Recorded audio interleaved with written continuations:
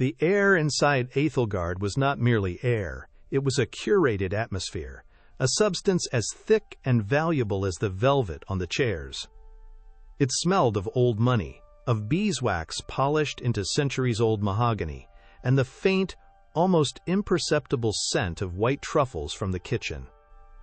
Here, in this gilded sanctuary in the heart of Manhattan, silence was the most expensive commodity. The sound-dampening panels lining the walls swallowed conversations, reducing the fates of corporations and countries to mere whispers.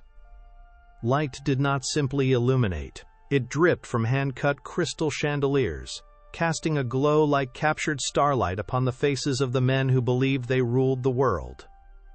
In this theater of power, Elara Vance was a ghost, a silent figure in a crisp black uniform, moving with an economy of motion that rendered her nearly invisible. Her hands, steady and sure, refilled a water glass, the crystal decanter making no sound as it touched the rim. She was a study in professional deference, her expression a placid mask of polite neutrality, a background element in the masterpiece of someone else's evening. To the patrons of Ethelgard, she was simply the waitress, a function, not a person. They saw the uniform, the neatly tied hair, the quiet efficiency, and their minds registered nothing more. They could not see the mind working behind her calm gray eyes. They could not know that the same hands, now clearing a bread plate, had once drafted a valuation model for a tech merger worth $9 billion. They were oblivious to the fact that the woman ensuring their water glasses were perfectly chilled was the valedictorian of her Wharton MBA class, a financial prodigy who could dissect a hostile takeover strategy with the precision of a surgeon.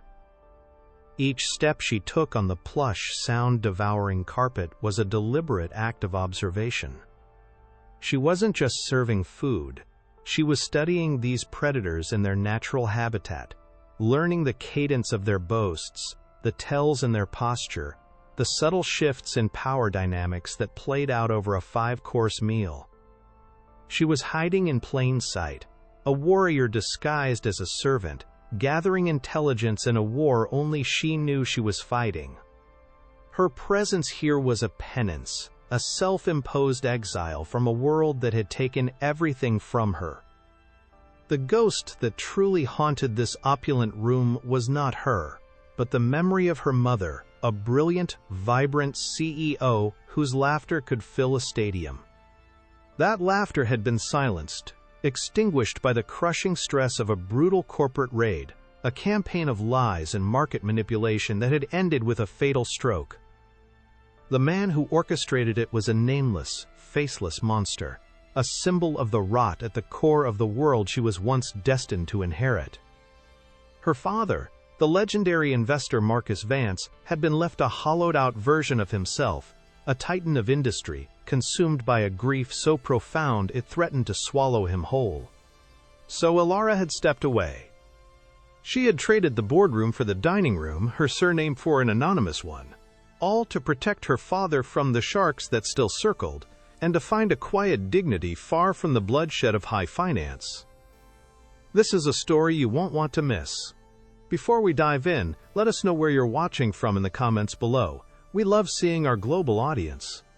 And if you enjoy stories where justice is served, make sure you're subscribed.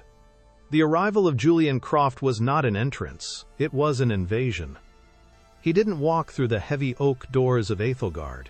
He breached them, his voice, a harsh and arrogant bray, slicing through the sacred hush of the dining room. He was followed by a younger, nervous-looking man, a junior partner who scurried in his wake like a pilot fish attached to a great white shark. Croft was a physical manifestation of new money's insecurity. His suit was obscenely expensive but wore him, rather than the other way around. A gold watch, thick and garish, clung to his wrist, a desperate signal of his worth. He dismissed the maitre d' with a contemptuous flick of his fingers, not even bothering to make eye contact as he was led to his designated table, Elara's station. A cold knot formed in Elara's stomach. She recognized the type instantly. He was a man who built his sense of self by tearing others down, a man whose power was derived not from creation but from destruction. He was everything she had come to despise. As she approached the table, her professional mask firmly in place, Croft was already holding court, his voice a decibel too loud for the sanctified space. He was boasting, regaling his partner with the details of his latest strategy. He leaned forward, a conspiratorial glint in his eye, his words laced with the kind of corporate jargon designed to intimidate and exclude. He spoke of leverage, of synergy, of hostile diversification, a word salad of aggression. Elara moved with practiced grace, placing menus before them, her presence acknowledged only by a momentary pause in his monologue.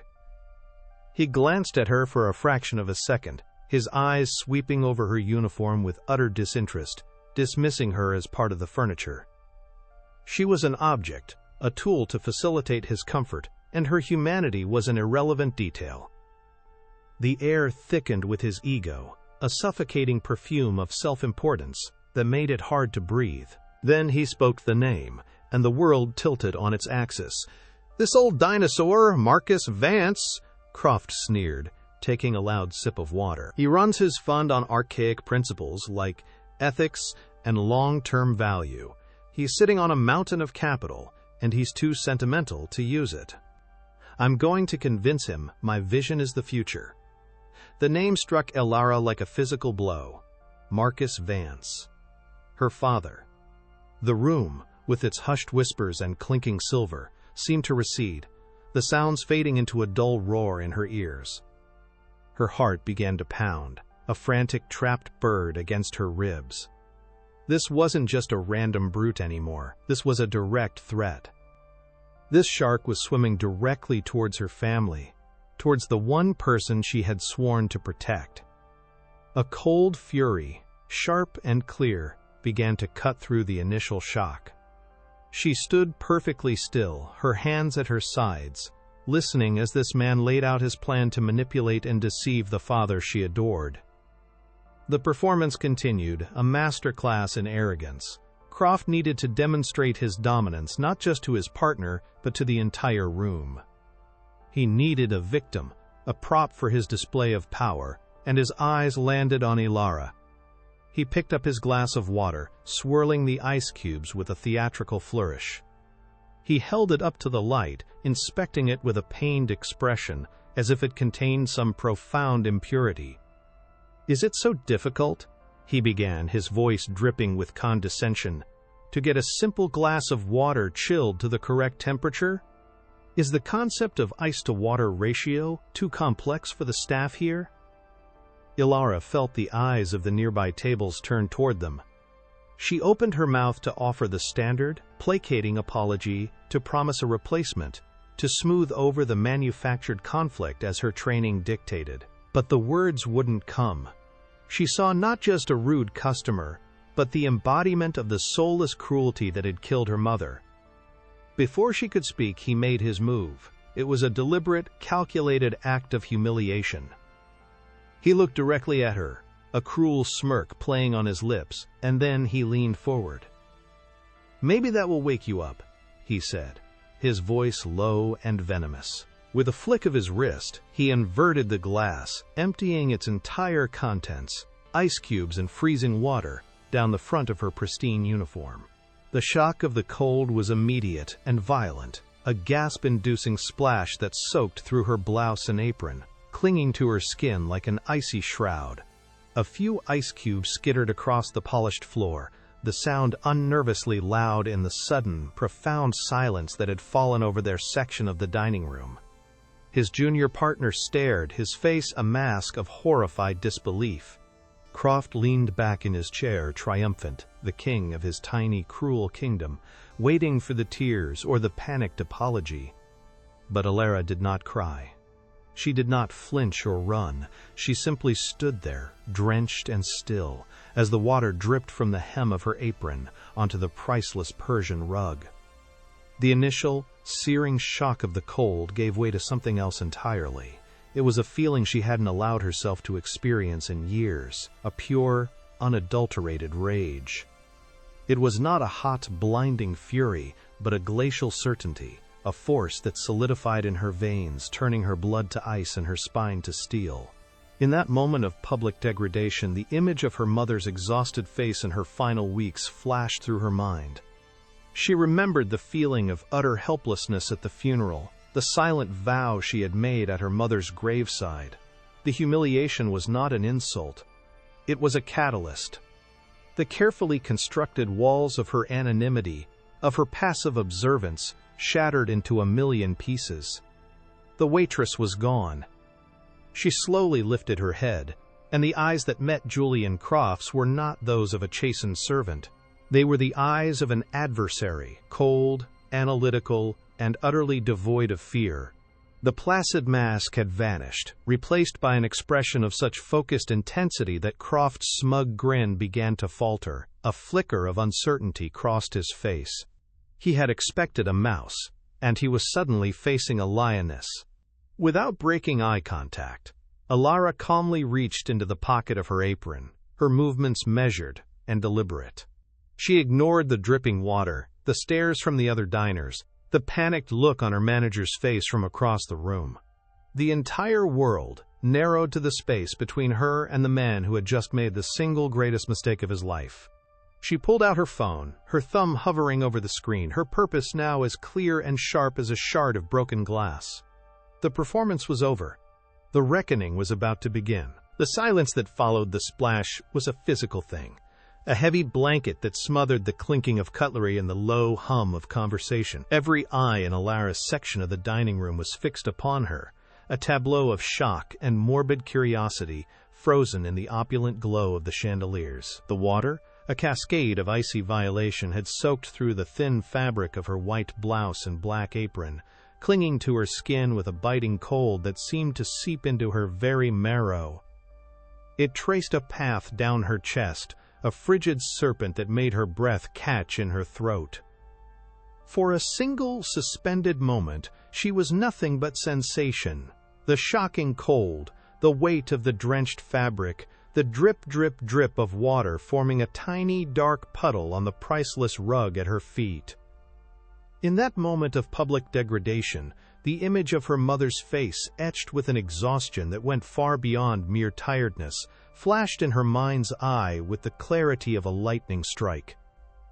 She saw her mother at the head of a boardroom table, fighting, always fighting, against a tide of invisible enemies, her spirit slowly being eroded by 1,000 paper cuts of corporate warfare. This cold water was not just an insult from a boorish patron, it was the echo of that same soulless cruelty, the same casual disregard for human dignity that had ultimately stopped her mother's heart. The humiliation was not an end, it was a detonation. The carefully constructed persona of the invisible waitress, the quiet observer, the woman hiding from her own name, was washed away in that single, contemptuous splash. What remained was something purer, harder, and infinitely more dangerous. A profound and terrifying calm settled over Alara. The frantic hammering of her heart slowed to a steady, powerful beat. A war drum sounding a call to arms in the quiet of her soul. The chill of the water was no longer a shock but a clarifying agent, freezing her resolve into a diamond-hard certainty. She did not wipe at the water, nor did she acknowledge the horrified gasp from Julian Croft's junior partner. Her universe had contracted to a single point, the smug, expectant face of the man seated before her. He was waiting for her to crumble. He was anticipating tears, a stammered apology, a frantic rush to fetch a manager who would grovel on her behalf. His power was a parasitic thing, feeding on the humiliation of others, and he was ready for his feast. She could feel the weight of his expectation, the sheer arrogance of his belief that his wealth and position gave him the right to treat another human being as a plaything, a prop in the theater of his own ego. But Alara Vance would not be his victim. The years of silent observation, of studying these men in their natural habitat, had not been for nothing. She had learned their language, their weaknesses, their fatal blind spots. And Julian Croft's blind spot was the size of a canyon. He could not conceive of a world where the waitress was more powerful than he was. Slowly, with a grace that seemed impossible for someone drenched in ice water, she lifted her head. The eyes that met Julian Croft's were not the downcast, deferential eyes of a servant. They were the cold, gray eyes of a predator that had just identified its prey. The placid mask of professional neutrality had vanished, burned away by the fury that now blazed within her. What replaced it was an expression of such focused, analytical intensity that Croft's self-satisfied smirk began to waver, a flicker of uncertainty disturbing the placid surface of his arrogance. He had expected a mouse, and he was suddenly confronted with a wolf in sheep's clothing. Without breaking his gaze, Ilara's hand moved, not in a flinch or a gesture of distress, but with the steady, deliberate purpose of a surgeon reaching for a scalpel. She slipped her hand into the pocket of her damp apron, her fingers closing around the cool, hard shape of her phone. The manager was already scurrying toward them from across the room, his face a rictus of panic, but Ilara paid him no mind. The world had become a stage, and the only two actors who mattered were her and the man who had just sealed his own fate. Her voice, when she spoke, was unrecognizable. The polite, slightly hushed tone of the waitress was gone, replaced by a voice that was eerily calm, perfectly modulated, and carrying a lethal precision that cut through the thick, tense air. "My manager?" She repeated his words, a slight, almost imperceptible tilt to her head. "I think I'll call someone with a bit more authority." Before Croft could process the sheer audacity of the statement, before his mind could even formulate a suitably scathing retort, her thumb was already moving across the screen. She tapped a single entry in her contacts, and then, with a final, deliberate press, activated the speakerphone. The small, synthetic chirp of the phone's speaker echoed like a gunshot in the tomb-like silence. The call connected on the first ring. A voice, deep and resonant with the effortless command of old money and earned respect, filled the space around their table. It was a voice that could calm markets and startle governments, a voice that was utterly out of place amidst the clinking of silver and crystal. "Ilara, darling," the voice said, warm with paternal concern. "Is everything all right? You never called during your shift." Julian Croft froze. The name, Ilara, registered somewhere in the back of his mind, but it was the voice that sent a jolt of pure, unadulterated shock through his system. It was a voice he knew. He had spent the last 6 months preparing to hear that voice in a boardroom, a voice he had studied on interviews and shareholder calls. It was the voice of his primary target, his white whale, the man he had just been deriding moments before. A cold dread, far more chilling than the ice water he had just thrown, began to creep up his spine. His smug grin dissolved, replaced by a slack-jawed expression of utter disbelief. Ilara's eyes remained locked on his, watching the cascade of emotions play across his face. Confusion, dawning recognition, and finally, the beginnings of sheer, gut-wrenching terror. She held the phone steady, her hand as firm as if it were carved from marble. "I'm at work, Dad," she replied, her voice still unnervingly level, a clinical report of facts. "A Mr. Julian Croft is here. He was just explaining in rather colorful detail how he plans to defraud you, but he paused his presentation to throw his drink on me. He also referred to you as an old dinosaur." The silence on the other end of the line was more terrifying than any shout could have been. It lasted for 3, perhaps 4 seconds, an eternity in which the entire dining room seemed to hold its collective breath. Julian Croft's face had gone from flushed with arrogance to a pasty, sickly white. The blood had drained from it so completely that he looked like a marble statue, a monument to his own spectacular downfall. Every other patron in the vicinity, the titans of industry and finance who frequented Ethelgard, had now turned in their seats.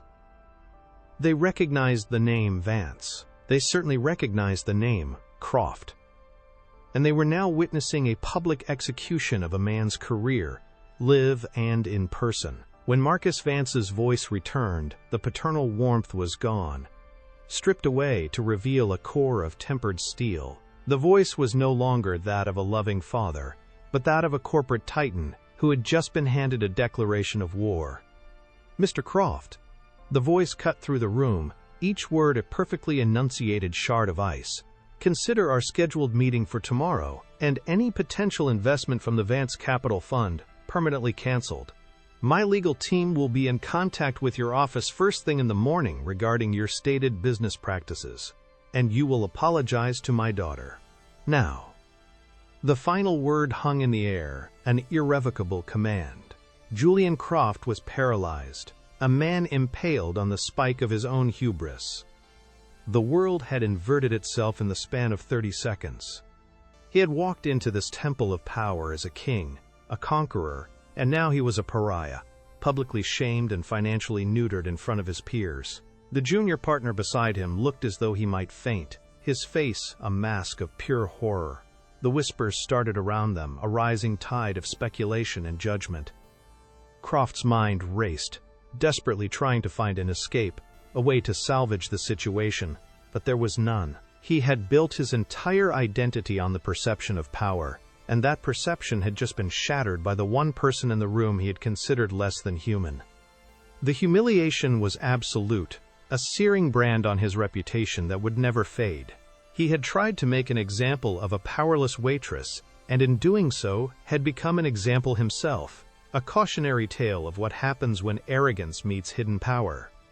For a long moment, Croft simply sat there, his jaw working silently, his mind unable to process the sheer magnitude of his miscalculation. He was a shark who had tried to swallow a sea mine. The apology Marcus Vance had demanded was an impossible act. To apologize would be to admit defeat, to bow before the very people he had built his career on despising. But to refuse was equally unthinkable. The name Marcus Vance carried more weight in this city than a dozen new-money billionaires like himself. To be on the wrong side of Vance was to be blacklisted, to be cast out from the inner circle of legitimate power. His carefully constructed world was crumbling around him, the foundations turned to dust by a single, devastating phone call. The terror that had gripped him began to curdle, transforming into a hot, blinding rage. It was the impotent fury of a cornered animal, lashing out at the nearest, softest target. He couldn't hurt Marcus Vance, not directly, but he could still hurt his daughter. He finally snapped out of his stupor, his face contorting into a mask of pure venom. He shot to his feet, knocking his chair over with a loud clatter that broke the spell of silence. His eyes, wild and desperate, darted around the room, finally landing on the restaurant's owner, a portly man named Gerard who had been frozen in place halfway to their table. Croft pointed a trembling finger at Ilara, his voice a raw, desperate bellow that was a shocking violation of Aethelgard's sacred quiet. "Fire her!" he screamed, spittle flying from his lips. "Fire her right now! Do you have any idea who I am? I will personally ruin this establishment. I will bury you in lawsuits and bad press until this place is a parking lot. Fire her!" It was a tantrum of epic proportions, the last, desperate gambit of a man who had lost all control. He was trying to reassert his dominance, to prove that he still had the power to destroy, even as his own world was imploding. Gerard, the owner, was a man caught in an impossible position. On one hand, he had just witnessed a powerful and notoriously litigious billionaire be publicly humiliated by his waitress. On the other, that waitress was the daughter of Marcus Vance, a man whose quiet influence was woven into the very fabric of the city's financial district. But Croft's threat was immediate, loud, and public. Vance's retribution would be silent and financial. Gerard, a man whose courage was far outweighed by his desire for self-preservation, chose the path of least immediate resistance. He turned to Ilara, his face a miserable portrait of apology and fear. He couldn't even meet her eyes. "Miss," he began, his voice barely a whisper. I'm so sorry. Please, gather your things. We have to let you go." The words were a cowardly betrayal, but Ilara felt no sting.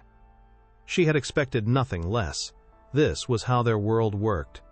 The powerful lash out, and the weak absorb the blow. Ilara simply nodded, a gesture of calm acceptance. She had already won the war. The loss of this single battle was meaningless. She ended the call with her father and slipped the phone back into her apron pocket. Without another glance at the sputtering, apoplectic Julian Croft, she turned and began to walk away from the table. Her departure was not the shameful retreat of a fired employee. It was a victory lap. As she walked through the dining room, her back straight, her head held high, a path cleared before her. The other diners watched her go, their faces a mixture of awe, pity, and newfound respect. She was no longer the invisible waitress. She was Alara Vance, the woman who had brought down a titan with a single phone call. The drenched, clinging uniform no longer felt like a mark of shame, but a badge of honor. The battle-worn armor of a warrior who had just emerged victorious from the field. She walked out of the heavy oak doors of Ethelgard and into the cool night air of Manhattan, leaving the ruins of Julian Croft's reputation smoldering behind her. The biting December wind hit her as she stepped onto the sidewalk, a stark contrast to the curated, climate-controlled world of Ethelgard. For the first time, the chill of her soaked uniform registered not as a symbol of victory, but as a simple, uncomfortable reality. The adrenaline that had surged through her veins began to recede, leaving behind a profound emptiness. She had lost her job. The quiet, anonymous life she had painstakingly built for herself over the past 2 years was gone. A wave of despair, cold and sharp, washed over her. She had acted on instinct, on a righteous fury she hadn't felt in years, but what had it accomplished? She had exposed a bully, yes, but in doing so she had dragged her father back into the spotlight, the very thing she had been trying to protect him from. The grief for her mother, a constant low hum beneath the surface of her life, suddenly intensified, a raw and aching wound. Had she made a terrible mistake? Was this impulsive act of defiance going to bring more pain and chaos into her father's already shattered life? She stood on the bustling Manhattan street, the city lights blurring around her as her eyes filled with tears she refused to let fall. The sounds of traffic, the distant wail of a siren, the chatter of passers-by all seemed to fade into a dull roar. She felt utterly alone, a ghost haunting the edge of a world she no longer belonged to. She was no longer a waitress, but she wasn't a financier either. She was adrift, caught between the life she had run from and the sanctuary she had just been expelled from. The weight of it all pressed down on her, the responsibility for her father's well-being, the still raw wound of her mother's death, the uncertainty of her own future. She wrapped her arms around herself, a futile attempt to ward off the cold that was coming not from her damp clothes, but from deep within. The brief, exhilarating taste of victory had faded, leaving only the bitter aftertaste of consequence. She had stood up for herself, but now, standing alone on a cold street corner, she had never felt more vulnerable. And then, through the fog of her despair, a single thought cut through with the sharp clarity of a bell: the name, Julian Croft. It wasn't just the name of the arrogant brute in the restaurant. It was a name she had seen before, late at night, poring over the dense, jargon-filled SEC filings and legal documents related to her mother's company. Apex Acquisitions, the name of his firm. That, too, was familiar. It was the name of the vulture fund that had initiated the hostile takeover, the firm that had relentlessly driven down her mother's stock price through a brutal campaign of misinformation and market manipulation. The pieces clicked into place with a sickening finality. This wasn't a random encounter. This wasn't a chance meeting with a random corporate predator. This was him.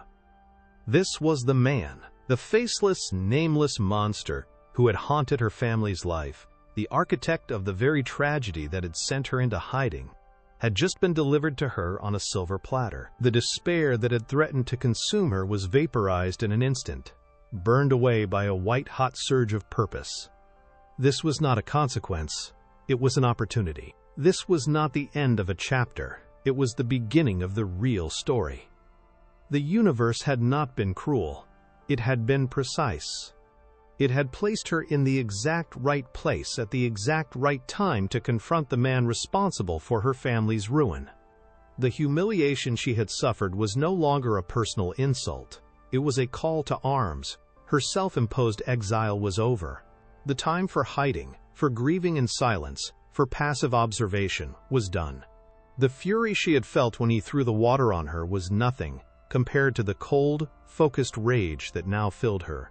It was a rage that demanded not just an apology, but a reckoning. It demanded justice, not just for a thrown drink, but for a stolen life. Her resolve solidified into something unbreakable. She would not be a victim. She would not let this man continue to build his empire on the wreckage of other people's lives, on the memory of her mother. She had stepped away from the world of finance to escape the bloodshed, but now she understood. You couldn't escape it, you had to face it, you had to fight it. And she was uniquely equipped for this fight. She had the knowledge, the training, the intellect, and now she had the motivation. She had a name, a face, and a target. The quiet dignity she had sought in anonymity was a pale imitation of the true dignity that came from fighting for what was right. Her mother had fought until the very end. Now it was Ilara's turn to take up the sword. The path forward was no longer uncertain. It was illuminated by the burning fire of her newfound mission. She pulled out her phone again, her fingers flying across the screen, her movements now filled with a fierce, determined energy. She ignored the incoming calls from her father, knowing she would have to explain everything later. There was one person she needed to speak to first, someone who could help her navigate the treacherous legal and financial waters ahead. She scrolled through her contacts, past the names of old colleagues and friends from a life she had left behind, until she found the one she was looking for, Professor Alistair Finch. Her mentor at Wharton, a brilliant, cantankerous, semi-retired genius in forensic accounting and corporate securities law. He was a man who delighted in unraveling complex financial crimes, and who had always told her she had the sharpest mind for corporate strategy he had ever encountered. He would know what to do. He would see the patterns she might miss. He would be the first pillar in the structure of justice she was about to build. Finding his number, she pressed the call button without a moment's hesitation. The phone rang twice before he picked up, his voice a gravelly, impatient bark. "Finch!" Ilara took a deep breath, the cold air stinging her lungs. "Professor Finch," she said, her voice steady and clear, betraying none of the turmoil she had just experienced. "It's Ilara Vance. I know it's been a long time, but I need your help. I've found him." There was a pause on the other end of the line, and she could almost picture him, leaning back in his leather armchair, surrounded by towering stacks of books, a flicker of interest in his sharp, intelligent eyes. He remembered the story of her mother's company, the brutal textbook case of a predatory takeover. "Ilara," he said, his tone softening slightly, "it's good to hear your voice. Tell me everything." Back in her small, modest apartment in a walk-up building in the West Village, a world away from the gilded cage of Aethelgard and the palatial home she grew up in, Ilara began to assemble her arsenal. The space was neat and functional, a reflection of the Spartan life she had chosen. But that night, it transformed into a war room. She pulled out the old, dusty boxes from the back of her closet, the ones she hadn't been able to bring herself to open for 2 years. They were filled with her mother's files, annual reports, shareholder letters, internal memos, and her own initial, grief-stricken research into the takeover. The pain of seeing her mother's familiar handwriting was a sharp pang in her chest, but she pushed it down, channeling the emotion into fuel for her investigation. She spread the documents across her small dining table, the papers covering every available inch of surface. The ghost of the past was no longer something to be feared, it was a roadmap. She sat down at her laptop, the glow of the screen illuminating her face in the darkened room. With Professor Finch on speakerphone, guiding her, questioning her, pushing her, she began the deep dive. Her fingers flew across the keyboard, her mind, once a finely tuned instrument for financial analysis, roaring back to life. The rust of the past 2 years fell away, revealing the brilliant, incisive strategist that had been lying dormant. She navigated complex financial databases, cross-referenced shell corporations, and traced the flow of dark money through Byzantine offshore accounts. The jargon and the numbers that had once seemed like instruments of her family's destruction now became her weapons. Each line of code, each obscure SEC filing, each footnote in an old prospectus was a potential clue, a breadcrumb on the trail leading back to Julian Croft's original sin. The waitress was gone, replaced by the prodigy. Ilara Vance was no longer hiding. The hunt had begun. For hours, she worked, fueled by black coffee and a righteous fury that burned brighter than any lamp. The city outside went to sleep, the sounds of traffic fading to a distant hum, but inside her small apartment, a storm was gathering. With Finch's guidance, she started to see the faint outlines of the fraud. It was more sophisticated than she had initially realized. Croft hadn't just used a smear campaign, he had engaged in a complex scheme of wash trading and spoofing to artificially deflate the stock price, creating the illusion of a company in crisis. He had bribed a board member to leak confidential information, using it to anticipate her mother's every defensive move. It was a masterpiece of corporate villainy, executed with a ruthless precision that left no obvious fingerprints. But Croft had made one mistake. The same mistake he had made that evening in the restaurant. He had underestimated his opponent. He had assumed no one would ever have the skill or the motivation to unravel his intricate web of deceit. As the first pale light of dawn began to streak the sky, painting the clouds in shades of gray and pink, Ilara found it. It was a single, anomalous transaction, buried deep within the trading logs of a subsidiary, a transfer of a specific block of shares to an offshore entity in the Cayman Islands, an entity that Finch quickly identified as a known vehicle for illicit payments. The transaction was dated just 2 days before the board member in question had suddenly and unexpectedly changed his vote, siding with Croft and sealing her mother's fate. It wasn't a smoking gun, not yet. But it was the first tangible thread.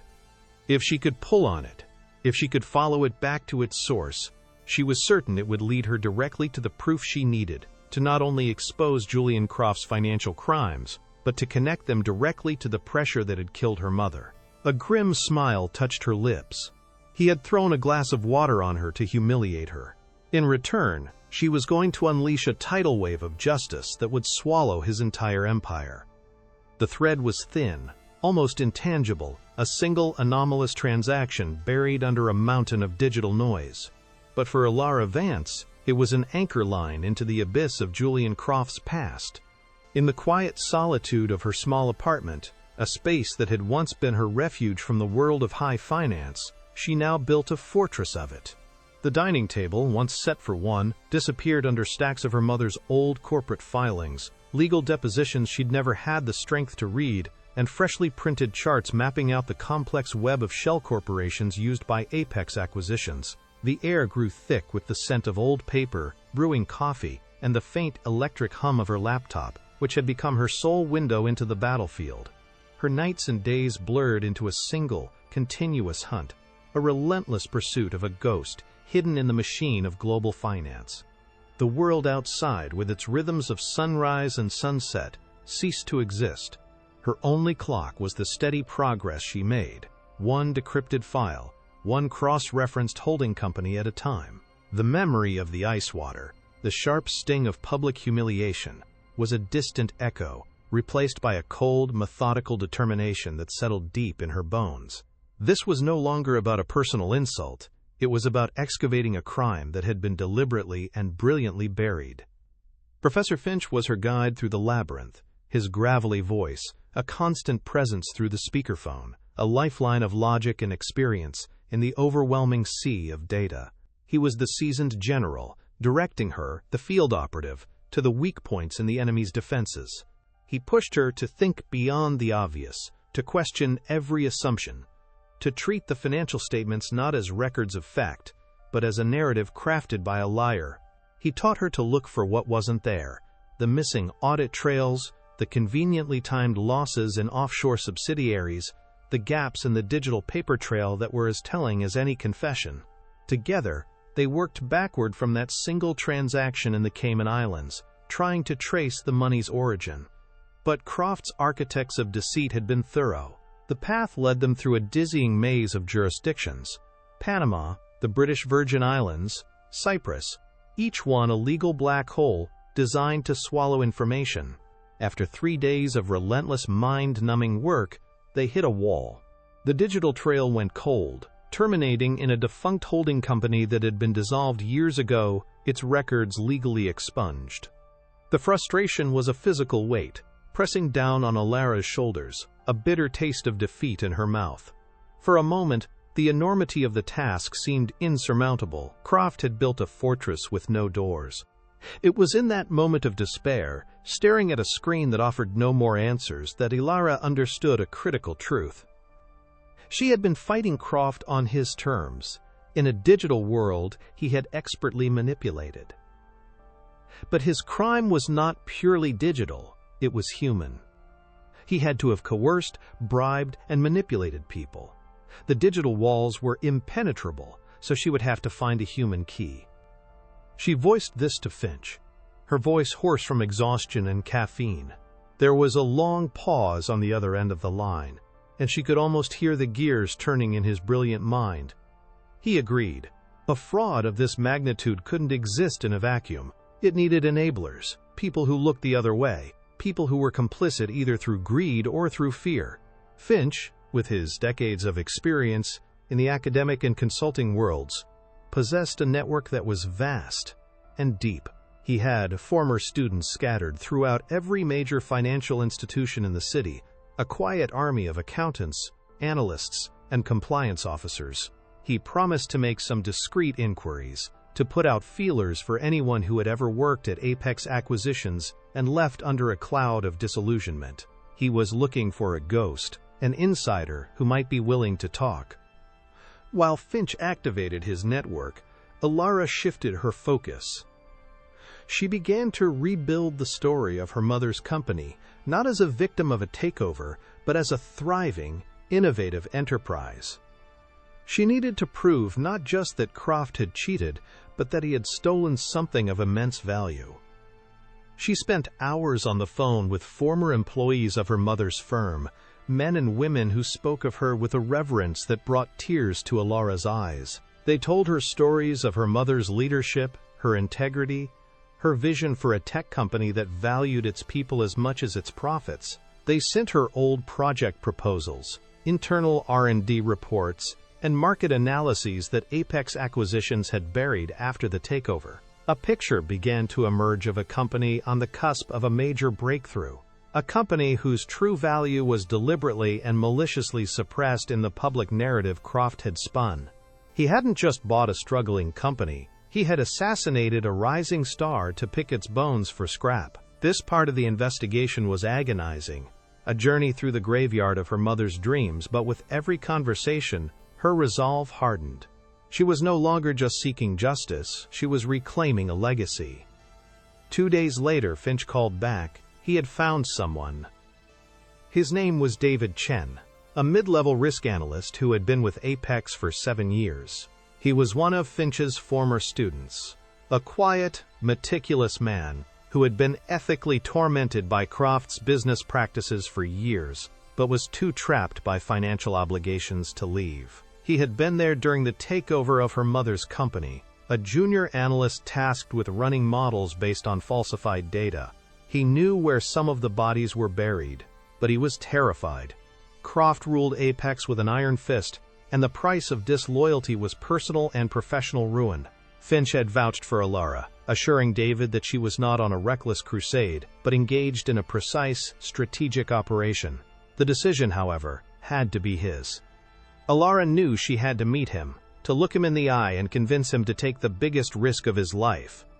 She arranged a meeting at a small, anonymous coffee shop in Queens, far from the watchful eyes of Wall Street, a neutral ground where two very different worlds were about to collide. The coffee shop smelled of burnt coffee and stale pastries. It was a place for people who didn't want to be seen, its dim lighting and worn-out booths offering a shabby kind of anonymity. David Chen was already there, huddled in a corner booth, his shoulders hunched as if expecting a blow. He looked younger than his 35 years, his face etched with a chronic anxiety that made him seem perpetually on edge. He clutched a paper cup of coffee with both hands, his knuckles white. When Ilara slid into the booth opposite him, he didn't meet her eyes. She didn't press him. She simply sat, allowing the silence to stretch, giving him the space to measure the reality of what he was about to do. She saw in him not a coward, but a man caught in a moral vice, his conscience at war with his instinct for self-preservation. She decided not to appeal to his anger or his sense of justice, but to his professional pride, the part of him that she knew, as one of Finch's students, must value truth and accuracy above all else. She began not by talking about her mother, but by laying out the financial discrepancies she had found, speaking his language of numbers and data. She spoke quietly, her voice a low, steady murmur that wouldn't carry to the adjacent booths. She explained the wash trading scheme, the spoofing algorithms, the impossibly perfect timing of the negative press releases that coincided with massive short sales from untraceable offshore funds. She didn't accuse, she simply presented the data, the cold, hard mathematics of the fraud. As she spoke, she saw a change in David, his shoulders unhunched slightly. He looked up from his coffee cup, his eyes, sharp and intelligent behind his glasses, finally meeting hers. He saw not a grieving daughter on a quest for revenge, but a peer, an analyst of formidable skill, who had uncovered the mechanics of a crime he had long suspected but never been able to prove. He began to nod slowly, finishing her sentences, adding technical details she had missed. He was no longer a frightened employee, but a fellow professional, a collaborator engaged in solving a complex and compelling puzzle. The fear was still there, a tremor in his hands, but it was now overshadowed by the intellectual excitement of the chase. Finally, Ilara leaned forward, her voice dropping to a near whisper. "He made you run the models, didn't he, David? He gave you the garbage assumptions and told you to make them look real. It wasn't a question, it was a statement of fact." David's face crumpled. He gave a single, sharp nod, the shame and guilt of his complicity, however minor, washing over him. "They called it Project Chimera," he whispered. "The name a confession. It was all a lie. The company was sound. Your mother? She was a genius. We all knew it. But Croft wanted to make an example of her. He said it was to show the market that no one was untouchable." The words hung in the air, a confirmation of Ilara's darkest suspicions. It wasn't just business. It had been personal. It was a demonstration of power, and her mother had been the sacrifice. A cold, hard knot formed in Ilara's chest, but she pushed the grief down. She needed to stay focused. She had him. The human key was turning in the lock. She reached across the table and placed her hand on his, a gesture of solidarity, not pity. "I'm not asking you to testify, David. I'm not asking you to put your name on anything. I just need a map. I need to know where to look. Project Chimera. Where are the files? The real ones, not the sanitized versions they keep for the auditors." David hesitated for a long moment, his eyes darting toward the door, the full weight of the risk he was about to take pressing down on him.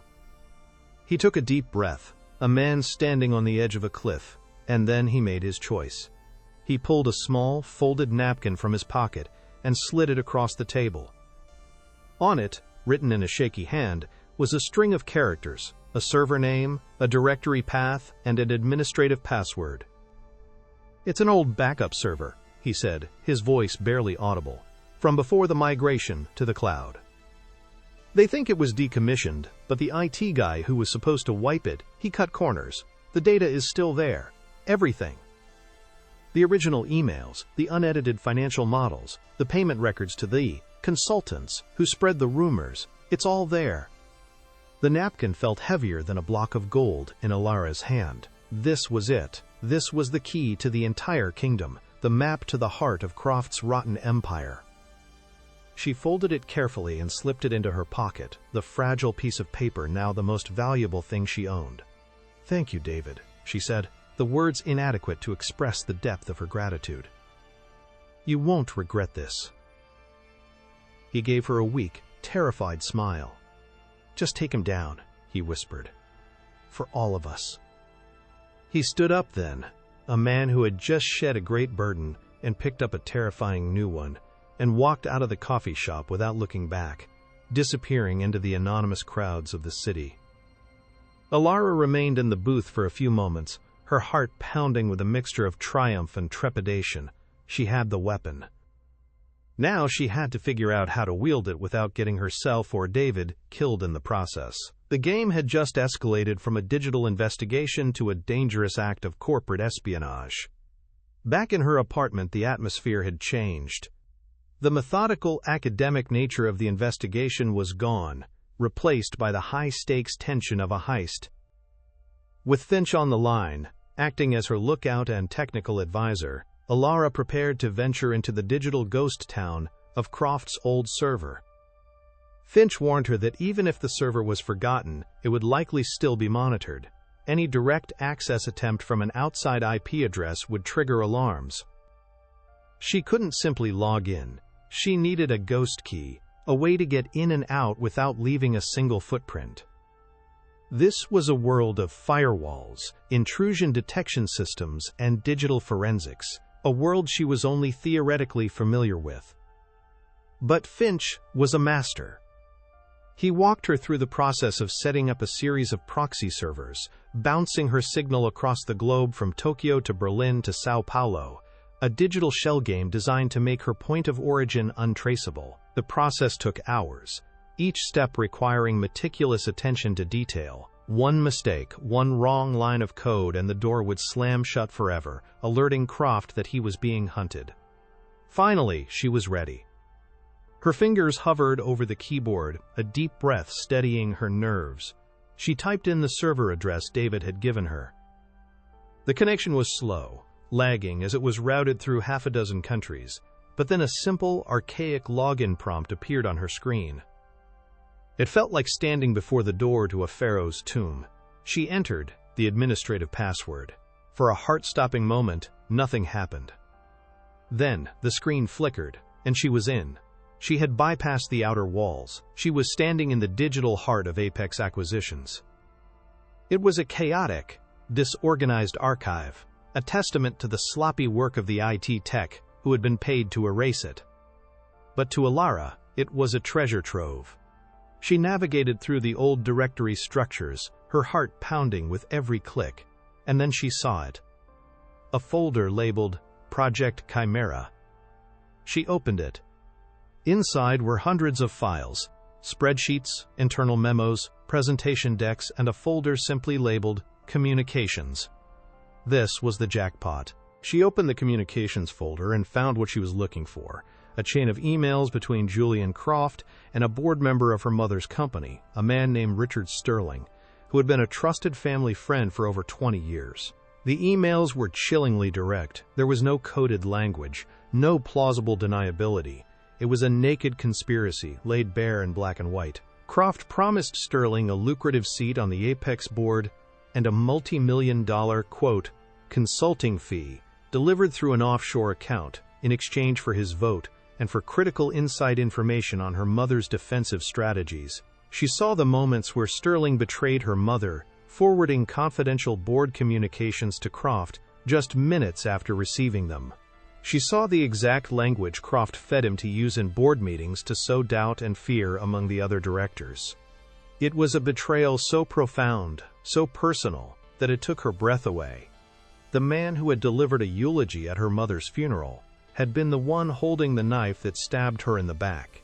The fury that rose in her was a pure, white-hot fire, a righteous inferno that burned away any remaining fear or doubt. She worked feverishly, downloading everything, creating multiple encrypted copies, and routing them through secure channels to a server controlled by Finch. Every downloaded file was a nail being hammered into Julian Croft's coffin. She found the original financial models David had mentioned, and next to them, the falsified versions. The difference was staggering. The real models showed a company poised for exponential growth. The fake ones were a portrait of impending collapse. She found the payment records, wire transfers from the same Cayman Islands entity she had first identified. sent to a shell corporation registered in Sterling's wife's name. It was all there. A complete, irrefutable, step-by-step chronicle of a massive criminal conspiracy. She had the smoking gun. In fact, she had an entire arsenal. As the final file finished downloading, she severed the connection, wiping the logs of her visit, using a program Finch had provided. She was a ghost. She had entered the tomb, stolen its treasures, and left without a trace. While Alara was securing the evidence, Julian Croft was beginning to feel the first tremors of the earthquake she was about to unleash. Marcus Vance, acting on Alara's initial findings, had started his own quiet, but powerful, offensive. He didn't make public accusations. He simply started calling his friends, the heads of the other major investment funds, the pension managers, the gatekeepers of the vast rivers of capital that flowed through Wall Street. He didn't need to say much. A few carefully chosen words, a question about Apex's due diligence process, an expression of concern about their aggressive tactics was all it took. The world of high finance runs on trust and reputation, and Marcus Vance's word was gospel. Suddenly, deals that had been all but certain for Croft began to stall. Lines of credit were being, quote, reviewed. Major investors were postponing meetings, suddenly unavailable. Croft could feel the temperature in the room changing. The easy deference he was accustomed to was being replaced by a cool, professional distance. He didn't know how or why, but he knew the source. It was Vance. The old dinosaur was fighting back, and Croft felt a prickle of unease that quickly blossomed into full-blown paranoia. He called an emergency meeting with his legal team, his voice a low growl of controlled fury. He demanded to know what Vance could possibly have on him. His lawyers, high-priced sharks from a top-tier firm, assured him that the old takeover was legally airtight. The records were sealed or expunged. The statute of limitations had passed on any potential civil claims. They told him Vance was bluffing, trying to spook him with shadows. But Croft wasn't convinced. He had seen the look in the waitress's eyes, the cold, analytical fury of her gaze. That wasn't the look of a grieving daughter, it was the look of an executioner. He ordered his internal security team to conduct a full digital sweep. He started shredding documents, both physical and digital. He called Richard Sterling, the treacherous board member, and warned him to keep his mouth shut. He was a man trying to plug the leaks in a dam that was about to burst, unaware that the floodwaters had already breached the foundations. His paranoia made him clumsy, and his frantic efforts to cover his tracks only created more noise, more suspicious activity that was being quietly noted by people within his own company. Meanwhile, Alara was adding the final piece to her case. The financial data and the emails proved the crime, but she wanted to prove the motive. She needed to quantify what Croft had destroyed. Through Finch, she secured a meeting with Sarah Jenkins, a highly respected independent technology analyst known for her integrity and her almost fanatical devotion to accurate valuation. Sarah had been a vocal admirer of Alara's mother, having covered her company for years. Alara, accompanied by Finch, met Sarah not in a clandestine coffee shop, but in a sterile, glass-walled conference room. There, she laid out her case. Not the story of betrayal and fraud, but the story of innovation and potential. She showed Sarah the internal R&D documents she had recovered, the projections for the new technologies her mother's company was about to launch, technologies that Croft had shelved and sold off for parts. She presented a clear, data-driven argument that Apex Acquisitions hadn't just undervalued the company, they had actively ignored and suppressed assets worth billions in future revenue. Sarah Jenkins listened, her expression unreadable as she examined the documents. She was a woman who trusted numbers, not stories. She spent an hour poring over the data, asking sharp, incisive questions, testing every one of Alara's assumptions. Finally, she leaned back in her chair, a look of dawning horror on her face. "My God," she said, her voice soft with disbelief. "He didn't just buy a company, he decapitated it. This technology, it was revolutionary. It would have changed the entire industry." She looked at Alara, her professional detachment giving way to a profound respect. "Your mother was on the verge of creating a legacy that would have dwarfed anything a predator like Croft could ever build." Sarah agreed to write a formal, independent valuation report based on the suppressed data. It would be an explosive document, a third-party, expert validation of the scale of Croft's fraud. It was the final, unassailable pillar of Alara's case.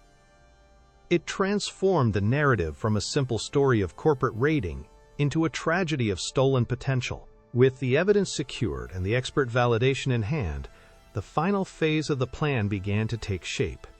It was no longer just Alara and Finch. Her father, Marcus Vance, was now fully engaged, bringing the full weight of his resources and strategic mind to the table. The three of them gathered in the library of the Vance family home, a room filled with the quiet wisdom of generations, a stark contrast to Alara's makeshift war room. This was her world, the one she had run from, but she now re-entered it not as a frightened daughter, but as a confident commander. They needed a stage for the final confrontation, a venue where Croft's humiliation would be as public and as absolute as the one he had inflicted on her. A lawsuit would take years, getting bogged down in legal maneuvers. A press leak would be sensational but could be spun and denied. They needed something more theatrical, more immediate, more devastating. They needed to strike at the heart of his power, in front of the very people whose admiration he craved, his shareholders. The Apex Acquisitions annual shareholder meeting was in 2 weeks. It was Croft's yearly coronation, a carefully stage-managed event where he would boast about his profits and lay out his vision for future conquests. It was the perfect stage. Marcus Vance, through one of his subsidiary funds, had been quietly accumulating a significant, though not controlling, stake in Apex Acquisitions for months, an insurance policy he had taken out after Croft first approached him. This gave them a legal right to be there and to speak. Alara would not be a protester crashing the event, she would be a shareholder demanding answers. The plan was simple, elegant, and brutal. Croft would give his triumphant speech, basking in the applause of his investors.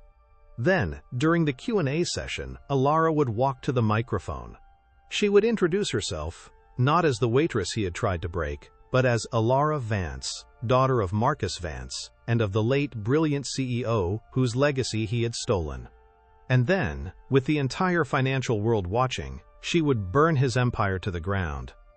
In the days leading up to the meeting, Alara prepared with the intensity of a soldier readying for battle. She memorized every detail of the evidence, every number, every date, every damning line from his emails. She worked with her father's legal team to ensure that every statement she made was legally defensible and backed by irrefutable proof. She rehearsed her presentation, honing it until it was a precise, surgical instrument designed to dismantle a man piece by piece. She was no longer fueled by the hot fire of rage, but by a cold, clear sense of purpose. This was for her mother. It was for her father. It was for David Chen and all the other people Croft had trampled on his path to power. And it was for herself. It was the final act in her own transformation, the moment she would shed the ghost of the invisible waitress forever and step fully into the power she had been born to wield. The dossier of evidence sat on the library table, a thick, heavy volume containing the complete story of Julian Croft's crimes. The stage was set. The trap was laid. The Queen was about to put the King in checkmate. The auditorium was a cathedral of modern capitalism, a vast, tiered space of brushed steel, gray acoustics panels, and cold, recessed lighting. The air itself felt sterile, conditioned to a precise temperature and scrubbed of any scent save for the faint, almost imperceptible smell of new carpet and electronics.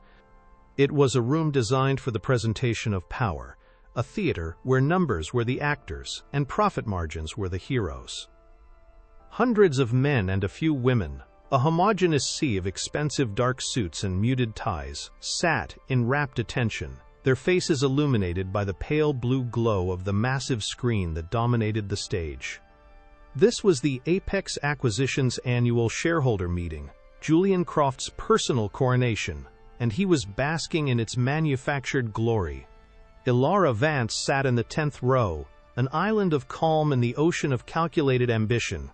She was dressed in a simple, perfectly tailored charcoal gray suit, her hair pulled back in a severe, professional knot. She wore no jewelry, no adornment that might distract from the stark purpose of her presence. She was not the waitress from Athelgard, a ghost in a black uniform. She was not the grieving daughter, hiding in a small apartment. She was a weapon, honed and aimed, waiting for the precise moment to strike. Her heart beat a steady, powerful rhythm against her ribs, not with fear, but with a cold, exhilarating clarity. In her mind, she saw her mother's face, not as it was in the end, exhausted and pale, but as it was in her prime. Vibrant, laughing, her eyes alight with the fire of creation. That memory was not a source of pain anymore, it was a shield, a source of indomitable strength. She was here to reclaim that legacy, to speak for the woman whose voice had been silenced. Julian Croft paced the stage, like a victorious general reviewing his troops. He was a master of this kind of performance, his voice booming with a false sincerity that filled every corner of the vast room. He gestured towards the screen behind him, where charts with aggressively upward-trending lines painted a picture of ruthless success. He spoke of synergy, of maximizing shareholder value, of aggressive growth strategies, a lexicon of corporate warfare that sanitized the brutal reality of his business. He was a predator who had convinced his audience that his kills were a service to the ecosystem. He made a joke, and a wave of sycophantic laughter rippled through the audience. He paused for a drink of water from a glass placed on the lectern, and Alara felt a phantom chill, a memory of ice and humiliation that only served to harden her resolve. She watched him, studying his every move, his confident posture, the arrogant tilt of his head. She felt no hatred, no desire for simple revenge. What she felt was a profound sense of duty, the solemn responsibility of a surgeon about to excise a malignant tumor. He was a disease, a rot that corrupted everything it touched, and she was the cure. The applause that followed his presentation was thunderous, a standing ovation from the men who had grown rich on the wreckage he left in his wake. Croft spread his arms wide, drinking it in, his face a mask of triumphant ego. He was untouchable, a titan on his Olympus, and he had no idea that a goddess of vengeance was walking among the mortals below. The applause died down, and Croft, beaming, stepped back to the lectern. Thank you," he said, his voice magnanimous. "I'd now be happy to open the floor to a few questions." This was the moment. The signal. Alara stood up, her movement so fluid and deliberate that it seemed to draw every eye in her section. The sea of dark suits parted for her as she made her way to the aisle and began the long walk toward the microphone positioned in the center of the room. The sound of her low heels on the polished concrete floor was a steady, rhythmic click, a metronome counting down the final seconds of Julian Croft's reign. Whispers followed her, a ripple of curiosity spreading through the auditorium. Who was this woman? Her bearing was too confident for a junior analyst, her focus too intense for a mere shareholder. She felt the weight of their stares, but they were irrelevant. Her entire universe had contracted to the stage, to the man whose smile was just beginning to falter as he watched her approach. With every step she felt the ghosts of the past walking with her, her mother's courage, her father's quiet strength, the silent screams of every company Croft had dismembered. She was not just Alara Vance. She was an avatar of justice, a physical manifestation of a debt that had come due. Her hand did not tremble as she reached out and adjusted the height of the microphone. She took a single deep breath, the sterile air filling her lungs, and prepared to detonate the truth. She looked directly at Julian Croft, her gaze unwavering, a laser beam that seemed to pin him to the stage. The murmuring in the room ceased, replaced by a heavy, expectant silence. "Mr. Croft," she began, and her voice, amplified by the sound system, was a thing of pure, cold clarity. It was a voice that carried no hint of emotion, only the profound weight of irrefutable fact. "My name is Alara Vance." The name hung in the air for a moment, and she saw a flicker of confusion on Croft's face, a man searching his memory for a file that wasn't there. She did not give him time to find it. I am the daughter of Marcus Vance." A shockwave of recognition went through the room. The name Vance was legendary, a symbol of integrity and old money power. Croft's face paled slightly. He remembered the phone call. He remembered the waitress. The connection was made, and a visible tremor of fear ran through him. But Alara was not finished. She twisted the knife. "I am also the daughter of the late Eleanor Vance, the founder and CEO of Innovate Dynamics." At the mention of her mother's company, all the color drained from Julian Croft's face. He looked like a man who had just seen a ghost. And in a way, he had. Alara let the silence stretch for a beat, allowing the full weight of her identity to settle over the room. Then she delivered the killing blow. "I have a question about your acquisition of her company. Specifically, I'd like to discuss the series of wire transfers you made to a shell corporation in the Cayman Islands, the one registered to the wife of board member Richard Sterling, just 48 hours before he cast the deciding vote in your hostile takeover." As she spoke, the massive screen behind Croft, which still displayed the Apex Acquisitions logo, flickered and changed. In its place appeared a crystal-clear image of a bank statement, a wire transfer from a known Apex subsidiary to the Caymanian shell corporation she had named. The amount was for $5 million. The date was clearly visible. A collective gasp, a sharp sucking intake of breath, swept through the auditorium. It was the sound of 1,000 financial professionals simultaneously realizing they were witnessing a public execution. Croft stared at the screen, his mouth opening and closing silently, like a fish gasping for air. He looked wildly into the wings, searching for his technical crew. But it was too late. Alara's team, using the shareholder proxy access they legally possessed, had taken control of the presentation. Her voice never wavered, a calm, relentless narration of his crimes. This payment, of course, was the down payment for Mr. Sterling's services. She continued, her tone as placid as if she were reading a grocery list. Services which, according to these emails, included forwarding confidential board strategies directly to your personal account, moments after each meeting. The screen changed again, now displaying a chain of emails between Croft and Sterling, their incriminating words stark and undeniable in the bright glare of the projector. The shareholders were on their feet now, shouting, pointing, their faces a mixture of fury and disbelief. They were not just investors. They were victims of a massive fraud, and the perpetrator was standing on stage, exposed and helpless. Alara was relentless, a force of nature that could not be stopped. She moved from the bribery to the market manipulation, the screen behind her shifting with each new accusation, a devastating slideshow of criminality. She displayed the trading logs that showed the wash trading, the algorithms that proved the spoofing, the internal memos from Project Chimera that detailed the deliberate campaign to spread false information to the market. With each new piece of evidence, another layer of Julian Croft's carefully constructed persona was stripped away. The confident titan of industry was gone, replaced by a common thief, a panicked, sweating criminal caught in the act. He stumbled back from the lectern, his face a grotesque mask of terror and rage.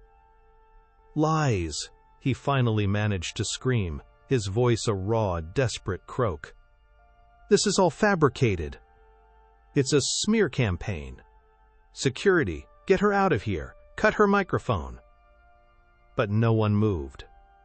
The security guards stood frozen, watching the spectacle with the same horrified fascination as everyone else. The shareholders, the very men who had given him a standing ovation minutes earlier, now hurled insults at him, their voices a rising tide of fury. They were not just angry about the fraud, they were furious about the humiliation, about being made to look like fools who had applauded a charlatan.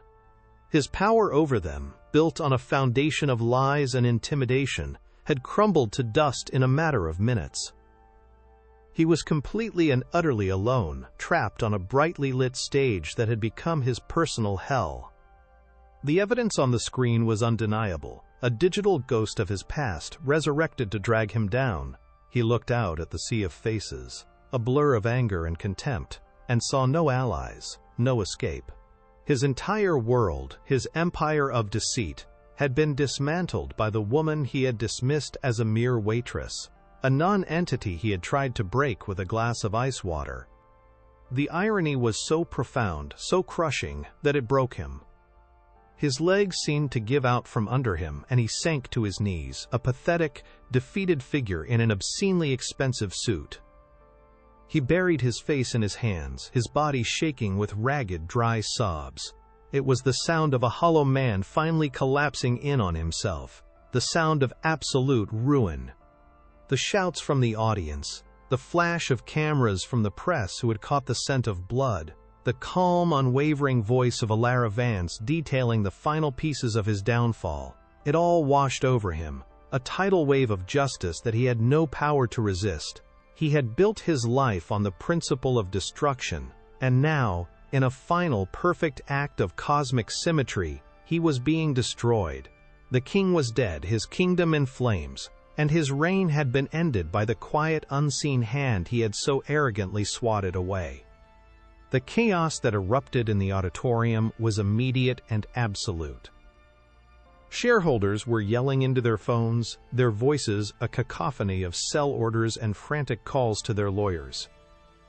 The press, no longer confined to the back of the room, swarmed the stage, their cameras flashing like a violent electrical storm around the pathetic, kneeling figure of Julian Croft. Men in dark suits with grim faces, clearly identifiable as federal agents who had been tipped off and were waiting in the wings, moved swiftly through the crowd and onto the stage, their purpose clear and undeniable. Justice was no longer an abstract concept. It was a physical force, taking control of the room. Alara stood at the microphone for a moment longer, watching the beautiful, righteous destruction she had wrought. She felt no joy, no triumphant glee. Instead, she felt a profound sense of peace, a quiet, deep satisfaction that settled in her soul. It was the feeling of a great weight being lifted, of a terrible wrong finally being made right. Her mother's memory had been honored, her father's name had been protected. Her own long, silent war was finally over. She turned away from the microphone and walked back up the aisle, moving against the tide of chaos, a figure of serene purpose in a world that had just been turned upside down. Type justice in the comments if you got chills when Alara Vance finally exposed the truth. Months later, the name Julian Croft was a ghost on Wall Street, a whispered cautionary tale about hubris and downfall. He had lost everything, his company, which was carved up and sold for parts by a bankruptcy court, his fortune, which was seized to pay a fraction of the record-breaking SEC fines and shareholder lawsuits, and his freedom, as he awaited trial on multiple federal charges of fraud, conspiracy, and market manipulation, a trial for which the evidence was so overwhelming that a conviction was a foregone conclusion. Richard Sterling, the treacherous board member, had met a similar fate, his reputation destroyed, his career over, his own legal battles just beginning. The empire built on lies had been wiped from the earth, its foundations dissolved by the clear, cold water of truth. The world of finance, for a brief shining moment, felt a little cleaner, a little more just.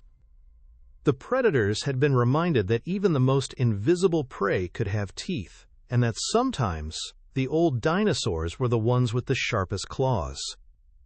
The fallout was a testament to the power of a single voice armed with undeniable facts, a lesson that would not soon be forgotten in the boardrooms and trading floors of the city. In a sun-drenched corner office overlooking Central Park, in a building made of glass and hope rather than mahogany and secrets, Alara Vance was building a new world. The space was bright and open, filled with the quiet hum of productive energy. This was the headquarters of the new Legacy Shield division of Vance Capital, a fund with a revolutionary mission. Alara, now a full partner alongside her father, had created it with a singular purpose: to find, fund, and protect the next generation of innovators, the brilliant minds like her mother, whose creations were too often devoured by predators before they could reach their full potential. She was no longer hiding, no longer observing. She was an active force for good in the world she had once fled, using her formidable intellect not to raid and dismantle, but to nurture and build. Her days were spent meeting with passionate founders, dissecting their business models with the same precision she had once used to dissect a crime, and providing them with the capital and strategic protection they needed to thrive. She had transformed the pain of her past into a shield for the future of others, ensuring that her mother's story would not be repeated. She stood by the floor-to-ceiling window looking down at the sprawling green of the park, a cup of coffee warming her hands. Her father, Marcus Vance, came to stand beside her, a quiet pride in his eyes that was more meaningful than any words. The grief for his wife was still there, a shadow that would likely never fully fade, but it was no longer the all-consuming darkness it had once been. In its place was a renewed sense of purpose, a light rekindled by his daughter's strength and brilliance. He saw in her the best of her mother, the sharp intellect, the unwavering integrity, the fierce protective love, and he knew that the family legacy was not just safe, but was being forged into something stronger and more meaningful than ever before. Ilara had not just won a battle, she had changed the very nature of their work.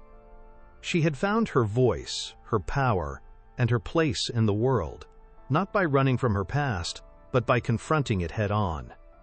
She was no longer a waitress, no longer a prodigy in exile. She was Ilara Vance, a builder of legacies, a protector of dreams, a living testament to the idea that true power is not the ability to destroy, but the courage to create. If Ilara Vance's incredible journey from underdog to powerhouse inspired you, show your support by hitting that like button and sharing this story with someone who needs to see it. And for more unforgettable stories of justice and empowerment, don't forget to subscribe and ring the notification bell.